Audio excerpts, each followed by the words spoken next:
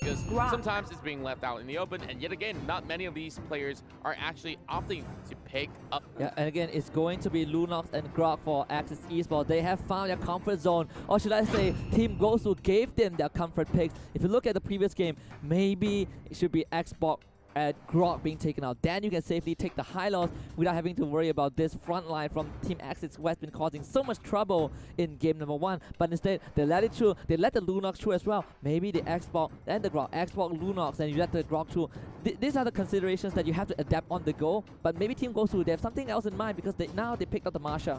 I'm really liking this pick here, and wow, we're having really solid front line sustain for the side of Gosu, so we know that they're going to be playing a lot safer than we're seeing as compared to what we saw in game number 1. And Gosu here, they need a lot of all that sort of burst potential as well, so what should they actually go for in that second phase? Because Axis Esports here will possibly go in with either a marksman pick to actually finish off this sort of round. But if they do go in for a marksman, which means that there will be a little bit less of that tank for them. And of course, they could not even miss out on that Valor pick. Yeah, and we talk about how Gosu ban out Archive in the second ban phase. And if you're looking at what they want to pick, maybe the Chang'e could be decent. Maybe they want to set their eyes on possibly the Gord if you want to kind of play the late game. You are still lacking that marksman, that mage. Well, we've seen them play Esmeralda previously. I think that Esmeralda was not a bad choice either way if they still want to fall back to that. But with this kind of opening the high-lows Marsha into the Lolita, they have a big choice to make because they won't have the last. They won't have the luxury of counter-picking Axis Esports when the ban phase ends. Well, I would definitely say the same as well. Like, there's only so little options left for them. And now, with even Jangan getting taken out, well, this is definitely that preemptive move coming in from the side of Axis Esports. And I'm really liking what I see so far. And now we're seeing another Bruno to come into play. So with this sort of a lineup, we can see great DPS as well as burst coming from the side of Axis. But for Gosu's side, how are they going to respond to this? Yes, they got great tanks. Yes, they can go in for some split push, but they still need a little bit more of that sort of a damage output to actually take down Axis if they were ever to commit in towards a full-blown team fight to fend off against Axis. Yeah, and Axis had the same thought as well with that Chang'e ban we talked about. You look at this robust lineup. The only thing missing is probably Chang'e or maybe the Gord. I pointed it out earlier on, and I think this is the clearest choice that Team Gosu could consider. So they're locking the Gord, they're locking the Kimi, Marksman Kimi in fact, and this is going to round out possibly the final lineup for this series if Axis Esports were able to find an answer to it. Now looking at Gosu's side, early game may not be exactly all too efficient going in for them, but of course they won't be relying on that Kimi pickup right here. And for the side of Axis, one last pick to actually secure themselves either 3 points or even stalling things out into only securing 1 point. Of course, Axis having lasted here, still deciding, 15 seconds left, and wow, I'm already liking what I see with all these sort of picks going for Axis, and they could even go for another fight out, which they've already had their eyes set on towards that Thomas. So this is going to be pretty much that sort of consistency that they will have, and now we're already seeing both sides already finish up their draft. A lot of flicklers have been being picked up right here, and nope, there's not going to be any other difference other than the Revitalize that has been brought in for Paulo. So this is definitely going to be that sort of righteous pathway, followed by that Revitalize to go in with the amplified healing and execution. But we'll see if Team Gosu can prove me wrong. Game number 2, it is best of 3 against Axis Esports. Axis Esports now already getting that one victory, so they need one more to tie things up. They've already lost one series against Burmese Gold, and at least that 3 points will definitely be a real huge joy factor for them to actually make a comeback. But Gosu here already proxying the wave, trying to actually chunk it down, not really damaging the side of Lung though, as Scott is coming here for the support as well. Breezy getting standed down, forced to flicker away in this early phase as Jarno as well. Wow, that's definitely going to be causing them a little bit of a commotion as well, hitting towards the mid phase. Yeah, that is just underestimating the power of this Valier. the Soul's fireballs do slow you in AoE, and he gets one charge every time he lands it, and the accuracy from Scott has been on point. Just like his Franco hook, he's confident with those skill shots, directing them on top of Team Gosu. 2 flickers out. Breezy now does not have it. General does not have the flicker. It's going to be easy for Axis Esports to collapse on them if they want to. We're looking at Scott right here, slowly making sure that he zones away some of all these members. But oh, they Gosu, found him! First blood. My flame. I got no words for that. You overstep, and Basic is ready, but seems like Gosu will lose Kenray in the bot lane. A bit overextension. They trade 1 for 1, but if you are Team Gosu, that opening that was given over to God, perfect. That definitely was a show of excellence coming from the core. Great stun, and of course that channeling element was a full channel to actually secure that first blood as well. But Basic here already spotting out again. Scout for another Turtle round, and resurrecting Flicker has soon. to be utilized here. And Gosu here with all 4 members being committed towards the top side. They might lose a little bit of that sort of EXP, but that doesn't matter. They've already got all that sort of pickup that they need, and they're well secured to take this first turtle down. And we talked about how Team Gosu seems to play a more conservative playstyle, and they are doing so. The ultimate was used, channeling Omen by Basic, so no core ultimate to work with for this next fight if it ever happens. And Axis Esports, they're gonna rotate all 5 members into that middle lane. Last is waiting in the wings. Team Gosu now, it's their turn to go on the offense.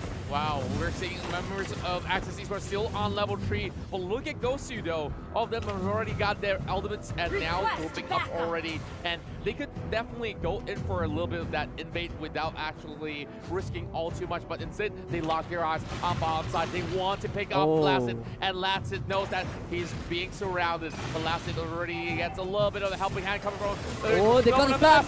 Glorious Staff is in. Brilliant starts to come out from Rain, trying to get away, but maybe not. Lancet, they laser him down. It's going to be Paulo to pick up that kill. And Gosu finally pick up that sort of slack to head in towards this second game here with stylish fashion. The North Americans here will take down yet another turret heading towards the bottom side. But look at the response heading towards the top side though. There's still the Masha as well as Valley slowly trying to find themselves in towards the top side here. Of course, I do mistake myself. It's not really a Masha, it is the Bruno. And Axis Esports, they recognize that Team Gosu, they like to play this style. Game 1, conservative. Great game 2. They were teaming out most of the time. So one of the best ways is to split Team Gosu apart. But Team Gosu, they are not really phased right. They are willingly trading these objectives because they're getting more. Economic-wise, they're up 1.3k.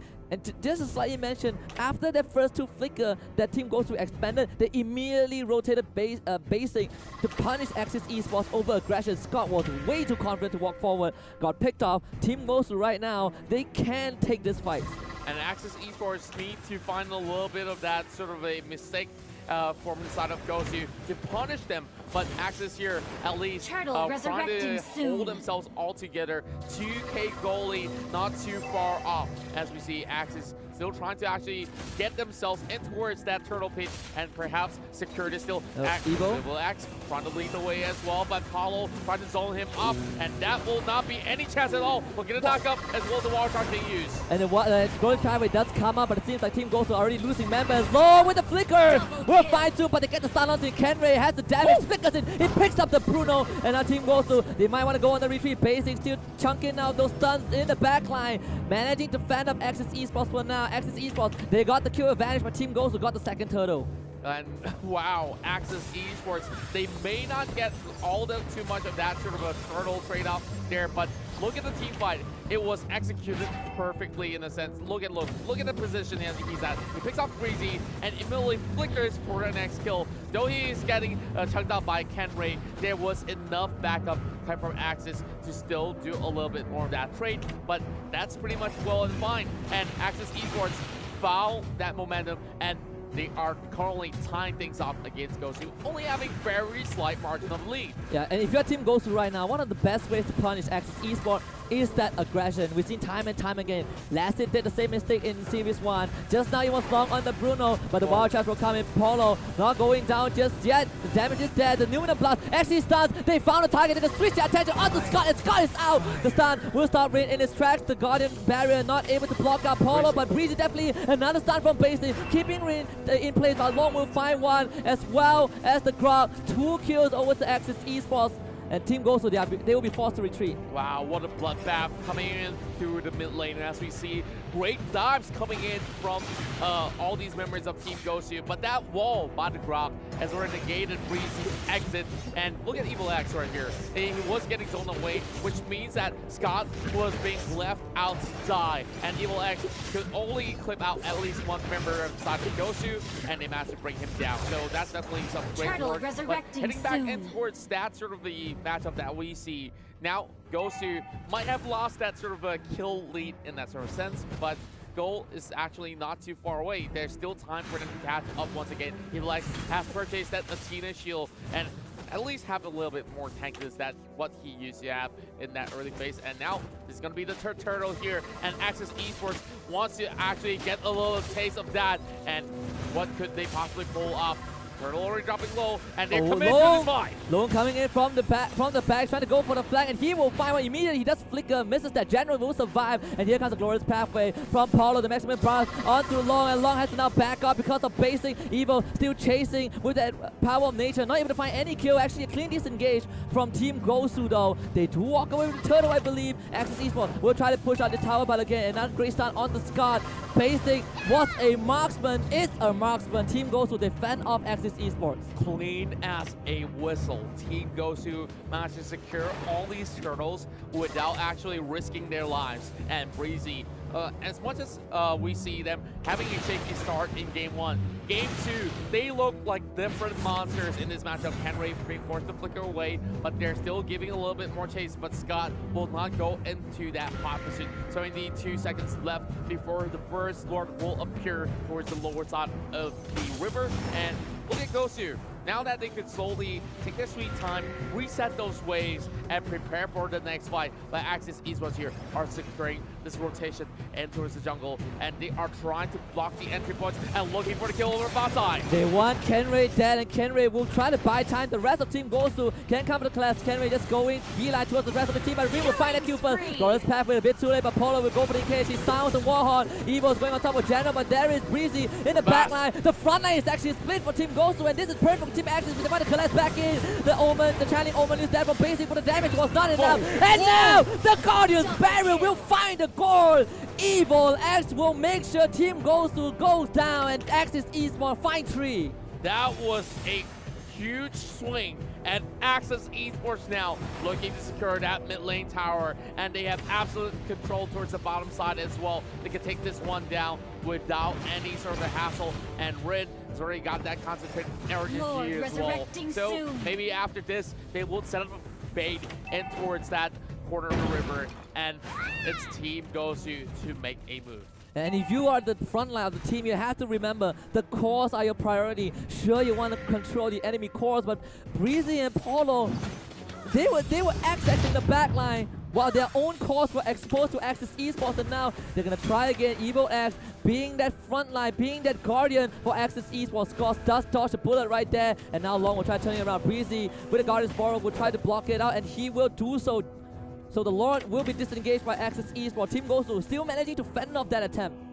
Now waiting for a little bit of that sort of a reset, heading towards the top side here. They want to shove in all those ways before going for any sort of that Lord attempt. They could even send one member off from the side of Axis to actually take down Lord while they're at it. And Evil X has already spot out Paulo, which for General as well. So it won't be any sort of that goal commitment coming from either Gosu or even Axis. But look at Luke though, he's already bringing it down to 60%, and now Gosu has responded it out, and it will be a little bit of that reset. Glorious pathway does keep Paulo alive for now, but it seems like Reem could jump in, not gonna find the kill, and eventually does actually Breezy. Now not even then, Luminum Blast only onto the valley. The flicker from him was perfect, and the rest of Axis Esports goes for the collab. 1, 2, 3, 4 team goes to 4 side dominoes, and Axis Esports, they might not need the Lord for this one. As Team Malaysia now will look for the inhibitor and possibly the victory as to take down that high ground tower, the inhibitor.